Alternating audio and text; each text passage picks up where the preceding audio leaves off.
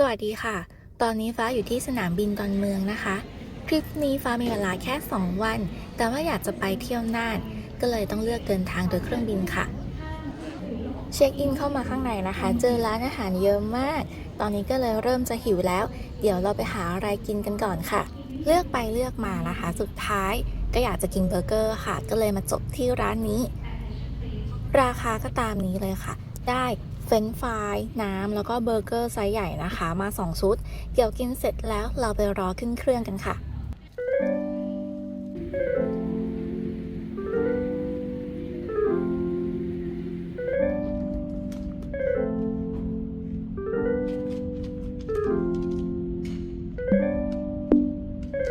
ไม่เกิน10 กิโลกรัมเพื่อให้ความสะดวกและความปลอดภัยแก่ผู้โดยสารทุกท่านในเอเชียขอบคุณครับ Ladies and gentlemen, Asia Flight CT 3552 Bangkok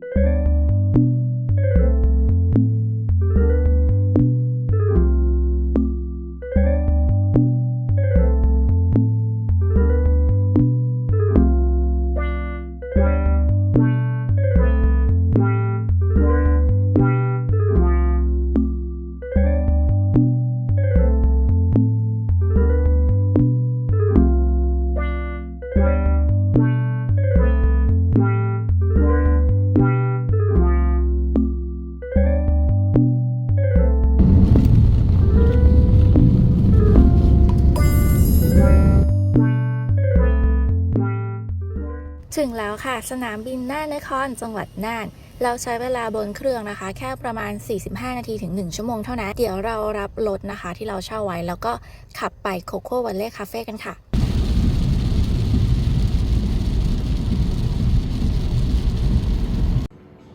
และนี่เป็นบรรยากาศภายในร้านโคโค่วัลเล่คาเฟ่นะคะ ที่จริงแล้วฟ้าตั้งใจจะมาทำเวิร์กช็อปเก็บผลโกโก้จากต้นนะ แต่ว่าวันที่มานี้ก็คือฝนตกไม่หยุด ก็เลยเปลี่ยนจากเก็บโกโก้มาเป็นกินโกโก้แทนค่ะ นี่คือนามะช็อกโกแลตนะคะ มีความเข้มข้นเคี้ยวหนึบแล้วก็ละลายในปากอร่อยมากๆเลยค่ะ อันนี้คือผลโกโก้ค่ะ แล้วก็น้ำโกโก้คั้นสดนะคะ โกโก้1 ขวด น้ำในขวดเนี่ยค่ะ คือคั้นมาจากโกโก้5 กิโลเลยนะคะ ถือว่าเยอะมากๆเลยค่ะ รสชาติก็จะมีแบบออกเปรี้ยวๆนิดหน่อย ก็แปลกๆอร่อยดีค่ะ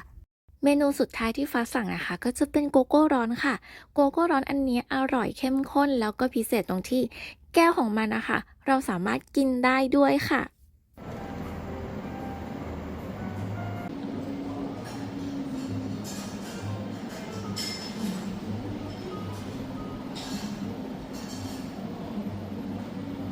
ออกจากโคโค่วัลเล่คาเฟ่นะคะ เราก็จะตรงไปที่พักเลยค่ะ ที่สลาสกาดค่ะ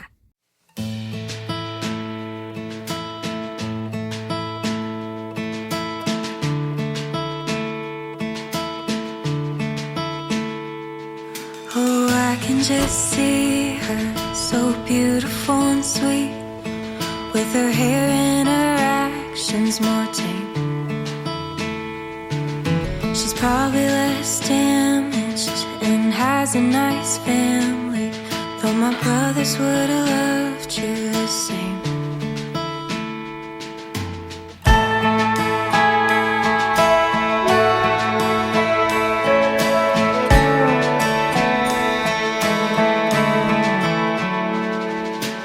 You pick her up and you always call first, and you wait till she gets in the door. Miles are a number, I bet you hardly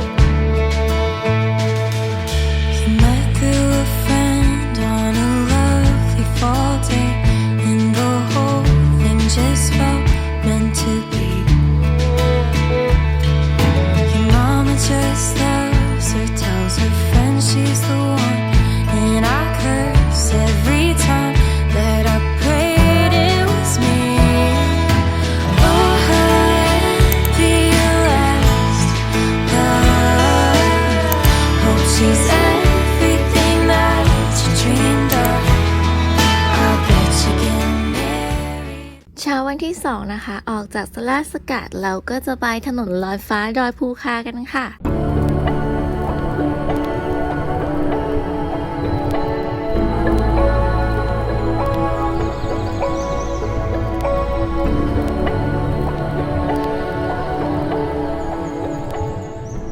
แล้ววิวนี้ล่ะค่ะ คือวิวต้นเรื่องที่พาฟ้ามาที่น่าน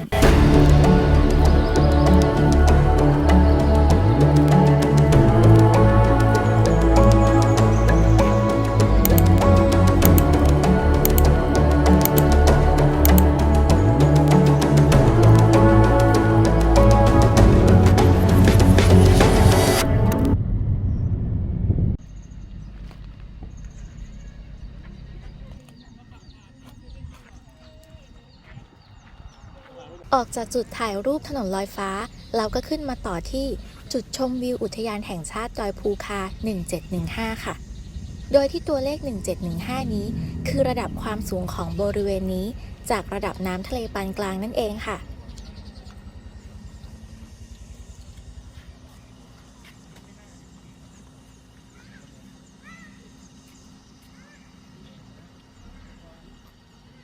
จากจุดชมวิวดอยภูคา 1715 เราก็จะไปต่อกันที่บ่อเกลือค่ะ กับหลงเขาคาเฟ่กระท่อมไม้ริมลำธารที่บรรยากาศชิลเอามากๆเลยค่ะ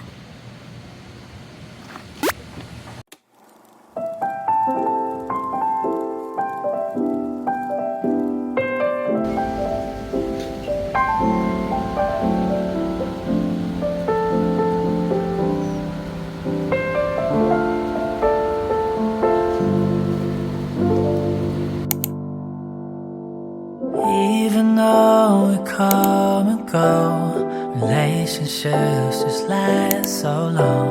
There's gotta be a place they still play on. นั่งชิลกันอยู่พักใหญ่ที่หลงเขาบ่อเกลือ ก่อนที่จะออกเดินทางไปจุดแวะสุดท้ายที่หยุดเวลาคาเฟ่ทริปน่าน 2 วัน 1 คืนเป็นไปได้ค่ะ อย่าลืมกดกระดิ่งกด Subscribe เพื่อที่จะไม่พลาดทริปวันหยุดใหม่ของฟ้านะคะ ลาไปด้วยวิวสวยๆที่หยุดเวลาคาเฟ่สปันค่ะ You can go where wild things roam, young and effortlessly fearless, running even when you're breathless. Or you can flow, sway through it slow, bending with the wind that's blowing. Let it whisper where you're going. With every step and every mile, you take a chance or take your time, but take it all in while it's happening. We're driving in the blue light, highways turn to hindsight. We sing along to songs that we don't know. My hand out the window, and time is stuck in limbo. It sure feels like a